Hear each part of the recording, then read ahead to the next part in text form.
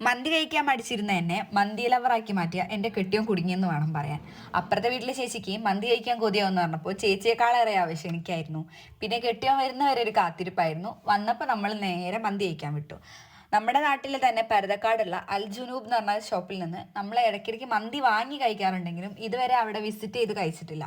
എന്നാൽ പിന്നെ നേരെ അവിടേക്ക് വിടാൻ തന്നെ തീരുമാനിച്ചു. അങ്ങനെ വേഗം കാർ സ്റ്റാർട്ടാക്കി കുട്ടികളെ മക്കളെയൊക്കെ പൊറുക്കി കാറിലിട്ടു കേട്ടോ. കുട്ടികളെ മക്കൾ എന്ന് പറഞ്ഞത് ചേച്ചിയുടെ മോനും അതേപോലെ ഞങ്ങളെ മോനെയാണ് കേട്ടോ. കളിയാക്കി എടുത്താൽ മതി, കാര്യമാക്കി എടുക്കണ്ട.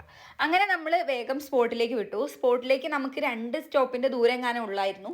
അങ്ങനെ നമ്മൾ അവിടെ എത്തിയപ്പം അവിടുത്തെ ലൈറ്റ് കണ്ടപ്പം കണ്ണന് ഭയങ്കര സന്തോഷം. കാരണം അവനിങ്ങനെയുള്ള കാര്യങ്ങളൊക്കെ കാണുമ്പോൾ എന്തൊക്കെയോ വലിയ വലിയ എന്തോ സംഭവമാണെന്നൊക്കെയാണ് അവൻ്റെ വിചാരം. അങ്ങനെ ഈ ലൈറ്റൊക്കെ കണ്ട് കുറേ നേരം ഞങ്ങൾ പുറത്ത് തന്നെ നിന്നു. പിന്നെ എനിക്ക് അവിടെ നിന്നുള്ള സ്മെല്ലടിച്ചിട്ട് എനിക്ക് അവിടെ നിൽക്കാൻ തന്നെ കഴിയുന്നില്ല. ഏട്ടാ വാ നമുക്കിനി പോയി കഴിക്കാൻ വിചാരിച്ചു.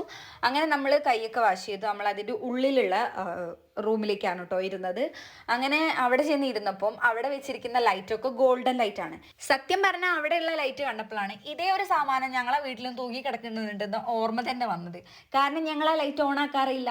ആ സ്വിച്ച് എനിക്ക് തോന്നുന്നു ചിലപ്പോൾ നെങ്ങുന്ന പോലും ഉണ്ടാവില്ല. ഇങ്ങനെ ഒരു ലൈറ്റ് ഒന്നും ഇട്ട് ഡെക്കർ ചെയ്ത് ഭക്ഷണം കഴിക്കാറില്ലെന്ന് വേണം സത്യം പറയാം. വെറുതെ ഭംഗിക്ക് വെച്ചിരിക്കുന്ന. അങ്ങനെ പിന്നെ നമ്മൾ കുറച്ചു നേരം കണ്ണൻ്റെ വികൃതിയും കാര്യങ്ങളൊക്കെ കണ്ടുകൊണ്ടിരുന്നു. ആള് എന്തായാലും എവിടെയെങ്കിലും പോയാൽ ആ സ്പോട്ട് മൊത്തം കണ്ടിട്ടേ സമാധാനമായിട്ട് അവിടെ എവിടെയെങ്കിലും ഇരിക്കുകയുള്ളൂ. അങ്ങനെ പിന്നെ അതൊക്കെ കഴിഞ്ഞ് വന്നപ്പോഴത്തേക്ക് നമ്മൾ മയോണൈസും അതേപോലെ ചട്നിയും അങ്ങനെ എന്തൊക്കെയൊക്കെയോ വന്നിട്ടുണ്ട്. അതിൻ്റെ കൂടെ വന്ന സലാഡിനെ കുറിച്ച് പറയുകയാണെങ്കിൽ കണ്ണന് അതിലെ കക്കരിയും ക്യാരറ്റും പൊറുക്കി തിന്നുന്ന പരിപാടിയായിരുന്നു.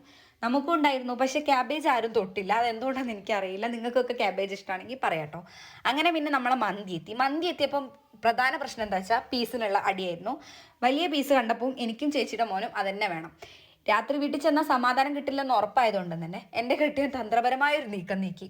കാരണം എന്താണെന്ന് വെച്ചാൽ എൻ്റെ വാശി ജയിക്കട്ടെ വിചാരിച്ച് എൻ്റെ പ്ലേറ്റിലേക്ക് നീക്കാൻ നോക്കി. പക്ഷെ ഞാൻ പാവം അലിഞ്ഞുപോയി ആ നിഷ്കളങ്കത കണ്ടപ്പോൾ. അങ്ങനെ നേരെ ഞാൻ ചേച്ചിയുടെ മകൻ എന്നെ എടുത്ത് കൊടുത്തു. പിന്നെ റൈസിനെ കുറിച്ച് പറയുകയാണെങ്കിൽ അവിടെ അൺലിമിറ്റഡ് റൈസ് ആയിരുന്നു. നമുക്ക് എത്ര വേണമെങ്കിലും കഴിക്കാം. അതുകൊണ്ട് നമ്മൾ വേഗം കഴിച്ച് മുതലാക്കി വിടാൻ തന്നെ വിചാരിച്ച് തന്നെയാണ് ചെന്നിരുന്നത്.